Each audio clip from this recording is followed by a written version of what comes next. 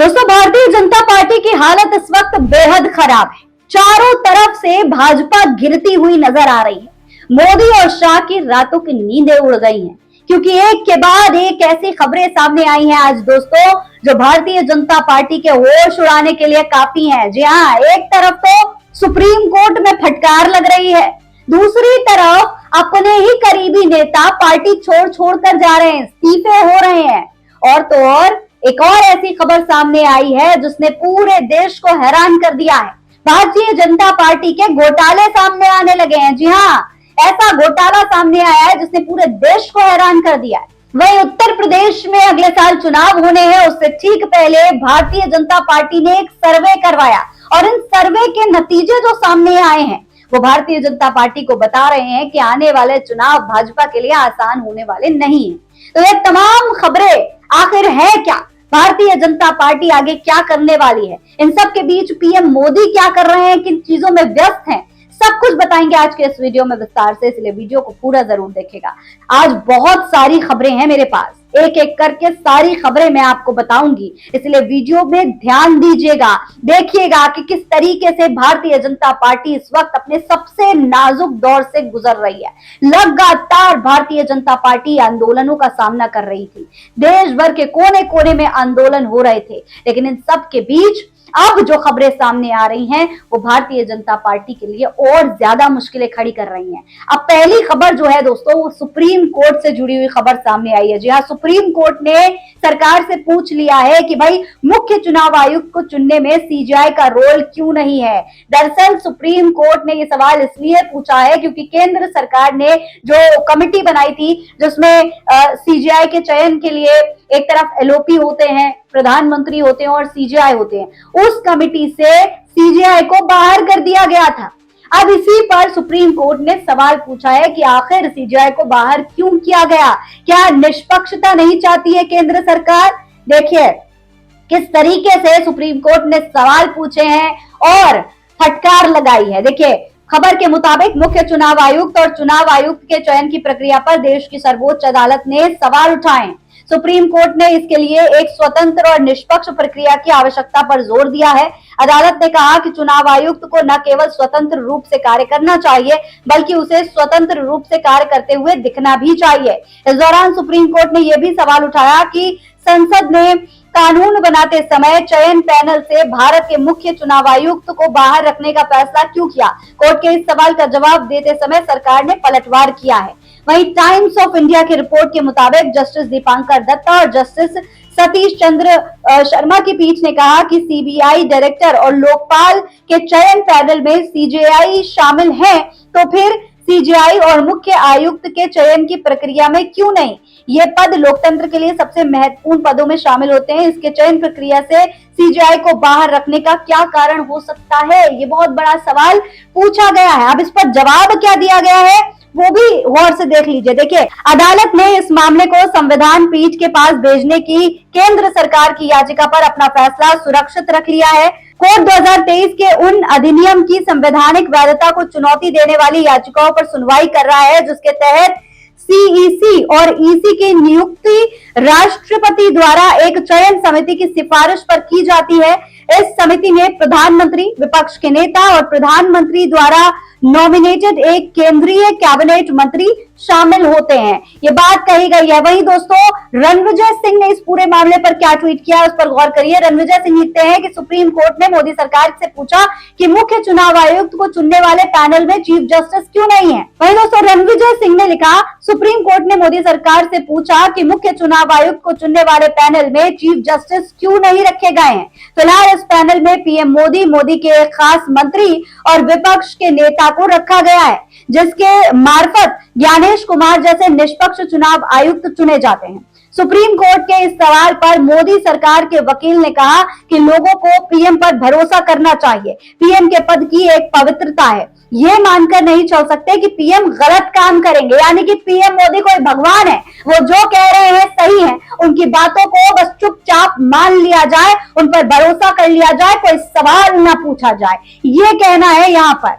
Supreme court ने इस पर कहा कि चुनाव आयुक्त को एक स्वतंत्र व्यक्ति होना चाहिए। क्या निष्पक्षता दिखानी नहीं चाहिए? जैसे न्याय न सिर्फ होना चाहिए बल्कि होते हुए दिखना भी चाहिए। सुप्रीम कोर्ट को देश की जनता से पूछना चाहिए, बच्चा बच्चा बता देगा कि चुनाव आयुक्त कितना निष्पक्ष काम कर रहे हैं। मोदी जी ने जिसे चुना हो वो निष्पक्ष काम न करे, ऐसा हो सकता है क्या? ये तमाम बातें इस वक्त सुप्रीम कोर्ट ने सीधे सीधे भारतीय जनता पार्टी की सरकार से पूछ ली है। हालांकि वहीं दूसरी तरफ एक और बहुत बड़ी खबर सामने आई है। सुप्रीम कोर्ट में तो भारतीय जनता पार्टी के लिए जवाब देना मुश्किल हो रहा है।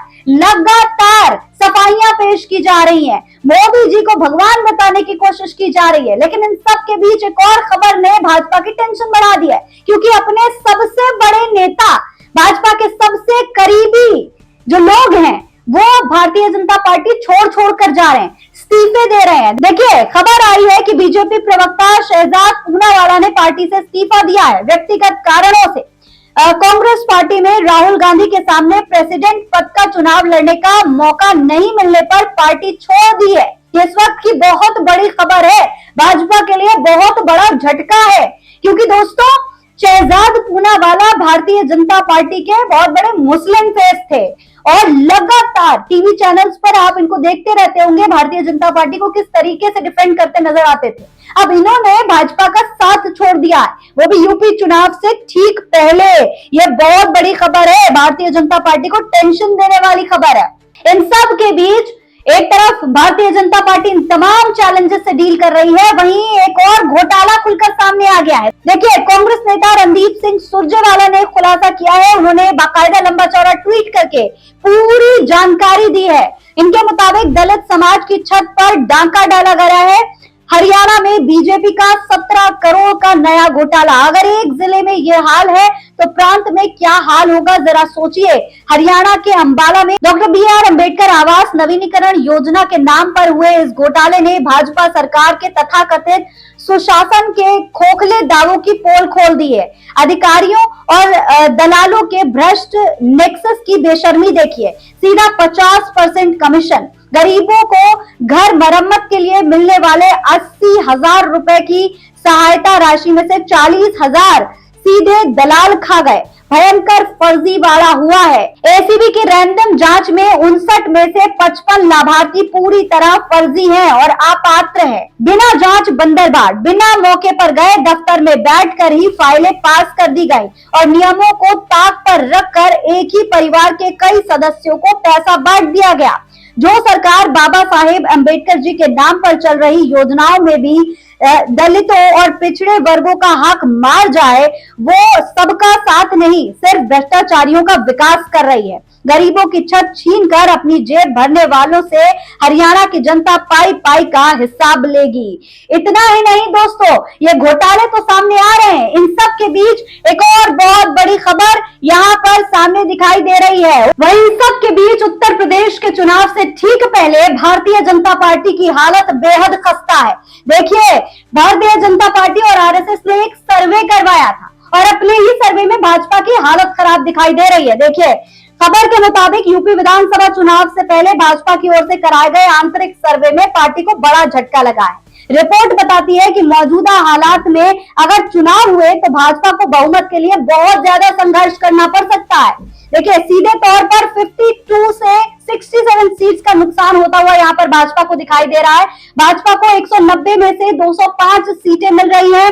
बहुमत के लिए 202 सीटें चाहिए, जबकि 2022 का जो चुनाव हुआ था उसमें भाजपा को 255 सीटें मिली थी। पूर्ण बहुमत हासिल की थी भाजपा ने। उपचुनाव में भाजपा के खाते में 2 और सीटें आ गई थी। अभी भाजपा के पास कुल 257 विधायक हैं। एजेंसी ने इस नुकसान से बचने के लिए सुझाव भी दिए हैं। इसके लिए पार्टी को अपने मौजूदा 35% विधायकों के टिकट काटने होंगे। पूर्वांचल में विधायकों को लेकर सबसे ज्यादा नाराजगी है। तो अब अगर भारतीय जनता पार्टी को अपने ही लोगों के टिकट काटने पड़ सकते हैं, तो फिर सोचिए भाजपा का क्या हाल होगा। कैसे फेस करेगी भारतीय जनता पार्टी उन तमाम विधायकों की नाराजगी जिनका भाजपा को टिकट काटना पड़ जाएगा। टिकट नहीं काटा तो फिर बहुमत हासिल करना मुश्किल हो जाएगा और टिकट काट दिया तो इन तमाम नेताओं की नाराजगी देखने को मिलेगी। अब भाजपा कैसे इस चुनौती का सामना करेगी? देश भर से जो चुनौतियां आ रही है उसका सामना भाजपा कैसे करेगी? कहीं ऐसा ना हो कि भारतीय जनता पार्टी के लिए उत्तर प्रदेश में बहुमत तक पहुंचना भी मुश्किल हो जाए। आपको क्या लगता है? अपनी राय कमेंट बॉक्स में लिखकर हमें जरूर बताएं। ऐसी और तमाम खबरों के लिए चैनल को सब्सक्राइब करना ना भूलें। जय हिंद, जय भारत।